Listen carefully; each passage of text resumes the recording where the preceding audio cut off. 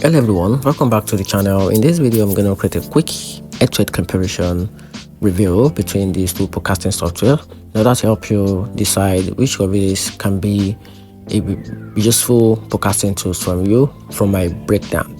So let's quickly dive into it. Talking about Riverside. Riverside deliver a studio quality podcast recording with 4K video, crispy audio, smooth remote scarce features, perfect for creators who want a professional setup without extra gears. It's easy to use and reliable, but comes at a higher cost and can feel heavy on weaker devices. Now, talking about Streamlabs, on the other hand, it shines for creators who makes podcasting with live streaming. It's simple, fast, and packed with built-in tools for editing and sharing. It's constantly great for content creator on the go. However, it's less tailored for deep podcasting editing. So for pure podcasting, go with Riverside. For live social driving shows, Streamlabs wins in the hack spec. And that's it. Hope you find the video helpful. Turn on the notification button and subscribe for more.